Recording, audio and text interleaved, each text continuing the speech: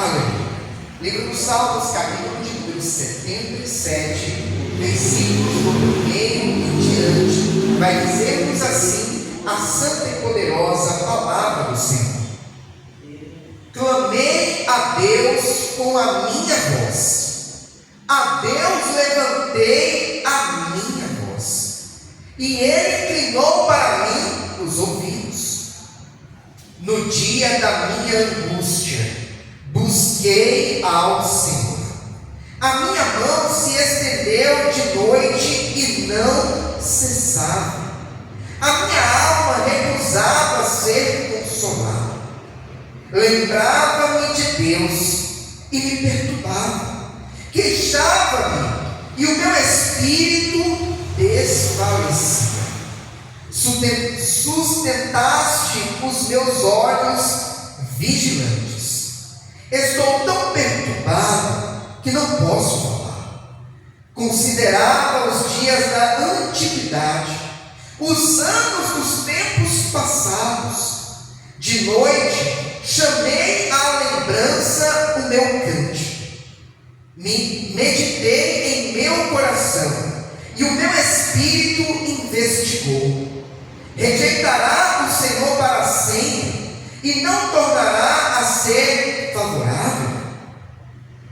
Cessou para sempre a sua benignidade? Acabou-se já a promessa que veio de geração em geração? Esqueceu-se Deus de ter misericórdia?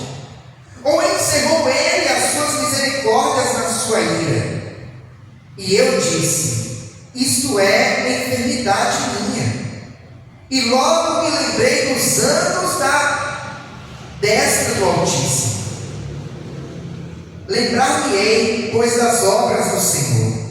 Certamente que me lembrarei das tuas maravilhas da antiguidade. Meditarei também em todas as tuas obras. Falarei dos teus feitos.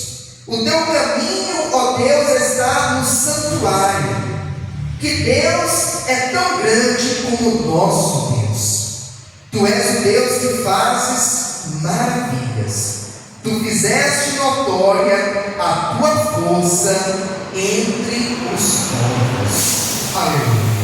Somente até o versículo de número 14, como é nosso costume, eu convido a igreja a repetir após mim o versículo de número 14 que diz: Tu és o Deus que fazes maravilhas.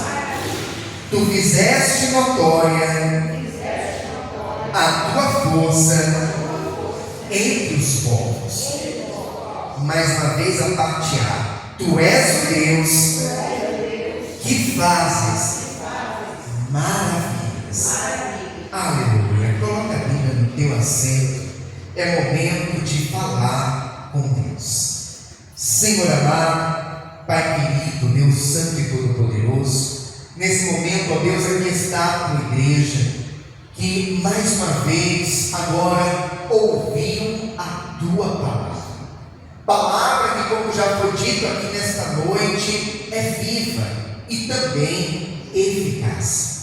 A tua igreja, ó Pai, deseja receber agora no seu coração uma mensagem que nasceu não no coração do pregador, uma mensagem, ó Pai, que venha não de conhecimento humano, mas uma mensagem que nasceu primeiramente no coração do Senhor, do próprio Deus, e que agora será ministrada ao coração da sua igreja.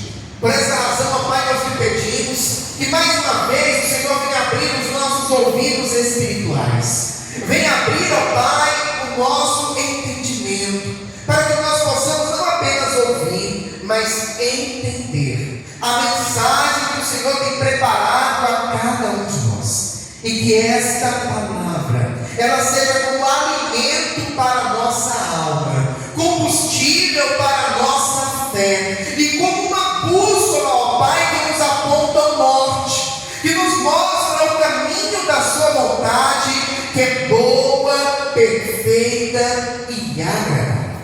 Nesse momento, ó Pai, eu me coloco diante de Ti, como um simples servo que sou, e lhe peço, usa-me, ó Pai, como um instrumento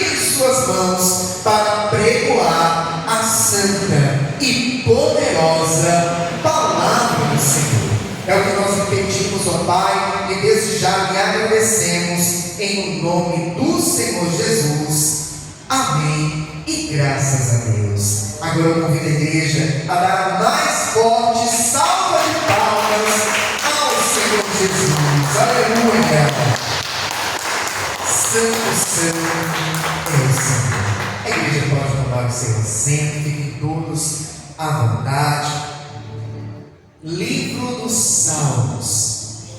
Interessante que o livro dos Salmos é uma coletânea de vários salmos. Alguns deles são como se fossem cânticos, outros é como se fossem verdadeiras orações.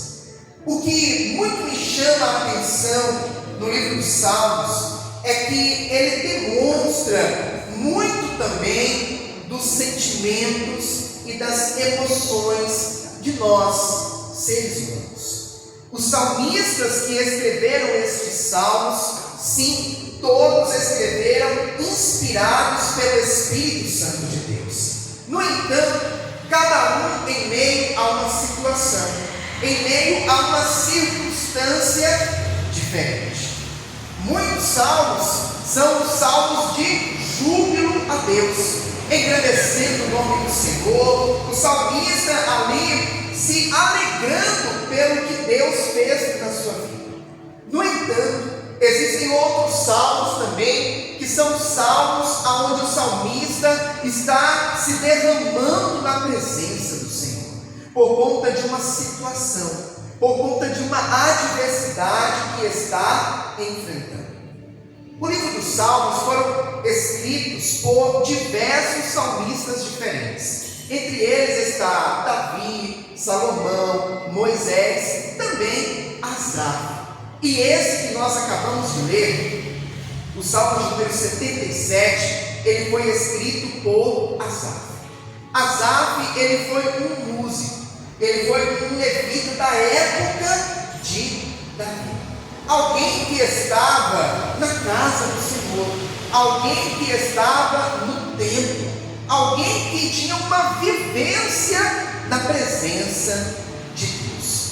No entanto, quando nós lemos o Salmo de número 77, nós vamos ver que Asaf, ele está enfrentando um momento de adversidade, um momento, por que não dizer até mesmo, de questionamentos, aonde ele reflete a respeito do que ele está passando, a respeito do clamor que ele tem feito a Deus em meio à sua adversidade, e ele pensa: por que Deus se calou? Por que Deus não responde a minha oração? Por que eu clamo e parece que Deus não está me ouvindo? E quando eu digo essas palavras para a igreja, eu imagino que os irmãos devem pensar assim: eu também já passei por um momento como esse. Um momento em que eu estava em grande adversidade e eu clamei, mas parece que Deus não me respondeu naquele momento. Parece que minha oração não chegou até os céus. E eu cheguei até a pensar: será que Deus está me ouvindo? Quantas das vezes em nossas vidas já tivemos experiências de orar e ver Deus responder quase que de imediato a nossa oração, o nosso clamor? Mas eu tenho por certo que, assim como acontece comigo, na vida dos irmãos, provavelmente também já aconteceu, de você clamar ao Senhor e naquele momento você não ouvir uma resposta de imediato. Deus ficar em silêncio em meio àquela situação. Interessante que existem momentos em que Deus ele fica realmente em silêncio. No entanto, o fato de Deus em algumas situações em nossas vidas ficar em silêncio não quer dizer que E também não quer dizer que Deus não está operando em nossas vidas. Nós precisamos compreender que o silêncio de Deus não representa omissão de Deus. Pastor, o que é omissão? Quando você vê algo e não quer intervir naquilo. O silêncio de Deus não representa a omissão de Deus. Não representa que Deus não se importa com você ou com a situação que você está vivendo. Mas representa que Deus ouviu, mas está trabalhando de uma forma, de uma maneira que você ainda não está enxergando, que você ainda não pode ver com seus olhos naturais. O que o salmista Asaf aqui, inclusive, ele estava falando, ele estava inclusive fazendo menção a respeito dos grandes feitos do Senhor do passado. Nós sabemos que a nação de Israel teve muitas experiências extraordinárias com Deus. Quando, por exemplo, Deus faz o mar vermelho se abrir para o povo de Israel passar. Quando Deus faz o maná descer do céu no deserto, faz água brotar da rocha, e tantos outros grandes feitos, tantas outras grandes maravilhas. E o salmista está dizendo: Senhor, e as tuas maravilhas do passado? Por que agora, nesse momento, eu não estou vendo essas maravilhas acontecer? E talvez você, meu irmão e minha irmã, também já fez esse questionamento. Senhor, a tua palavra está repleta de exemplos, está repleta de situações em que o Senhor fez coisas extraordinárias acontecerem. Mas por que agora, nessa situação que eu estou vivendo, eu não estou presenciando esses milagres, essas maravilhas, esses grandes feitos? Por que agora, em meio a essa situação que eu estou vivendo, o Senhor está em silêncio? Ah, meu irmão e minha irmã, o salmista Asaf estava passando por essa situação que o levou a questionar, situação que o levou a indagar a Deus a respeito dos seus grandes feitos. No entanto, nós precisamos ter por certo dentro de nós de qual é o Deus que nós servimos. Eu e você, meu irmão e minha irmã, assim como o salmista Asaf, que aqui escreveu este salmo, não servimos a um Deus de pedra ou a um Deus de madeira, que não pode falar, que não pode fazer nada para nos ajudar. Nós temos que ter em nosso coração a certeza que nós servimos a um Deus vivo. Um Deus vivo é um Deus que age. Um Deus vivo é um Deus que opera. Um Deus vivo é um Deus que fala, que responde. No entanto, tendo dentro do nosso coração esta certeza, nós precisamos também ter dentro de nós a consciência da soberania de Deus. Pastor, e o que seria a soberania de Deus? Deus está acima de tudo e de todos. Deus é aquele que tem todo o poder e toda a autoridade. E a vontade suprema vem da parte dele. A Bíblia, inclusive, vai nos falar que o coração do homem faz planos, mas a resposta certa vem da boca de Deus.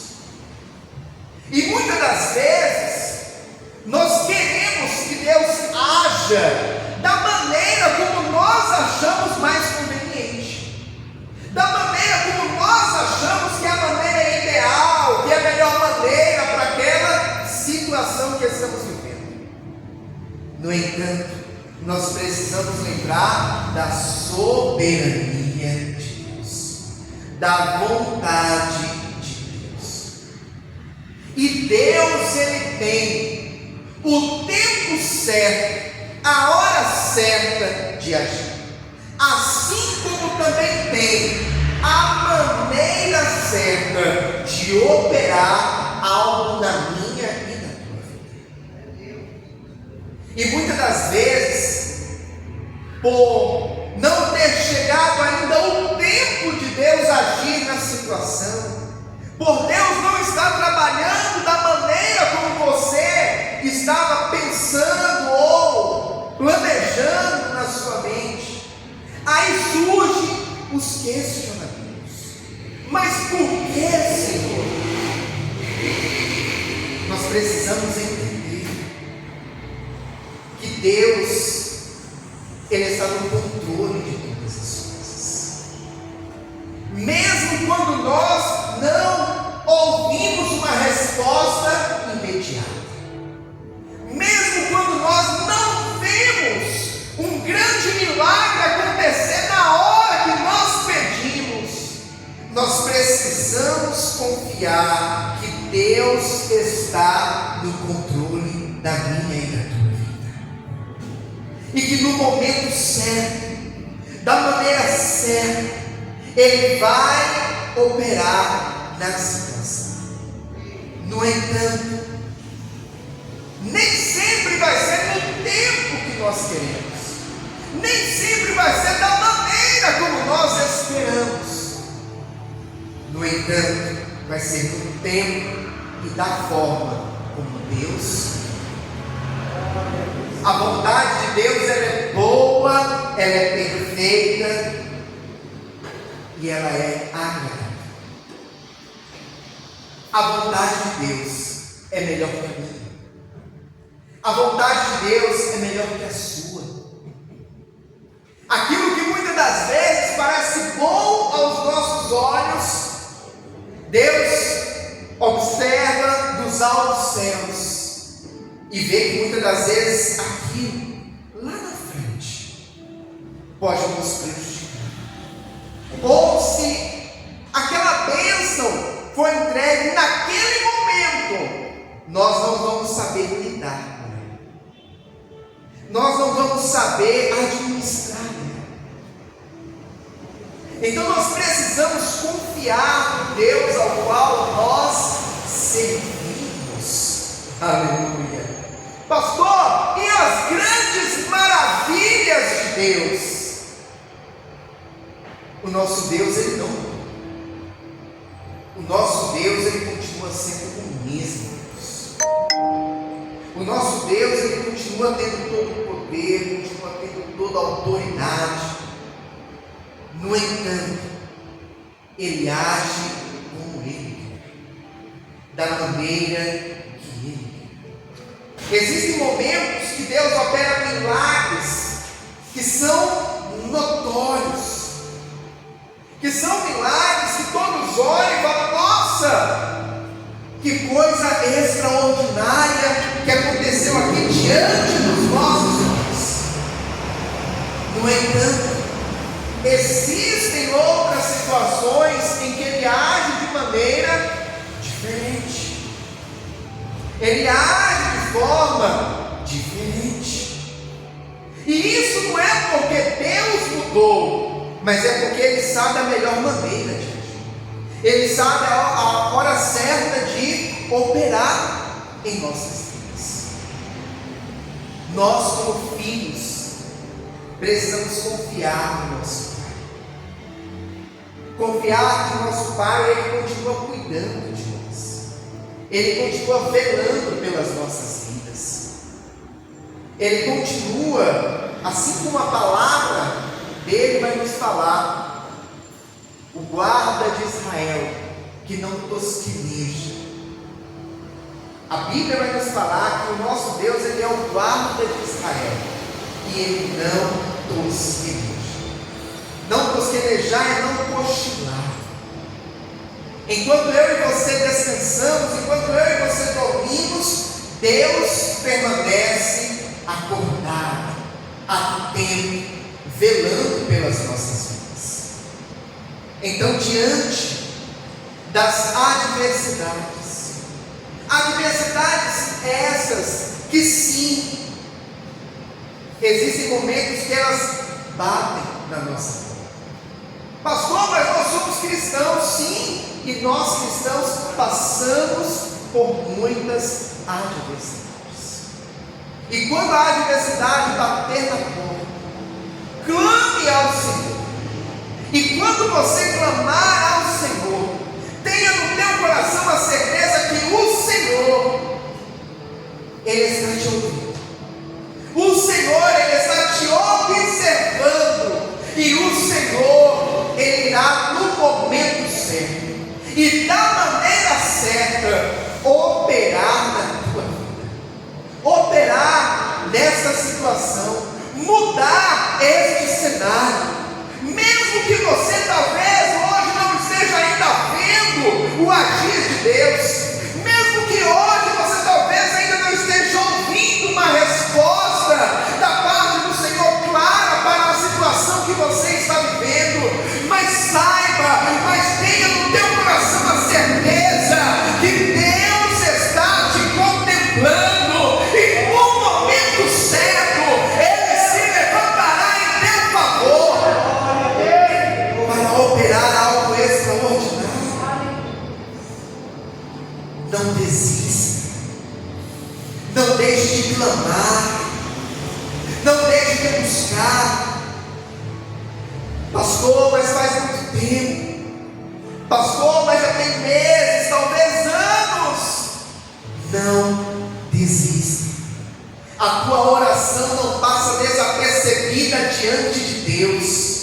A tua súplica não passa desapercebida diante do Senhor. O Senhor nesta noite envia ao meu e ao teu coração esta palavra para deixar muito claro para mim e para você que talvez o fato de você ainda não ter visto, não ter ouvido, não quer dizer que Ele não está se importando ou que Ele não está operando já na tua vida. Muitas das vezes, antes de Deus revelar o milagre para mim e para você, Ele já está há tempos operando no cenário, operando em volta, preparando tudo para que quando se torne notório um milagre, já esteja tudo pronto e preparado para você viver o extraordinário de Deus. A palavra do Senhor vai nos falar que a nação de Israel estava escravizada há 430 anos no Egito. O povo clamou ao Senhor. E quando o povo clamou ao Senhor, a Bíblia vai nos falar que Deus ouviu atentamente o clamor do seu povo. No entanto, a Bíblia não vai dizer que Deus falou com o povo que já estava ali operando algo. A Bíblia não vai nos mostrar que Deus ali naquele momento já operou algum milagre, alguma maravilha no meio do povo. No entanto, sem o povo ver, sem o povo ouvir, Deus já começou a preparar Moisés, aquele que viria a ser usado por Ele como um libertador da nação de Israel. Ou seja, o povo clamou, mas não ouviu uma resposta de Deus, não viu um milagre acontecer, mas Deus já estava preparando o cenário, Deus já estava levantando Moisés. Ah, meu irmão e minha irmã, creia que o cenário do teu milagre está sendo preparado por Deus, mesmo em meio aos momentos em que Deus se coloca em silêncio, não quer dizer que Ele não está trabalhando. Você apenas não está vendo, você apenas não está ouvindo, mas Deus já está operando em teu favor. Recebe essa palavra em teu coração, em nome de Jesus. Vamos aplaudir bem forte ao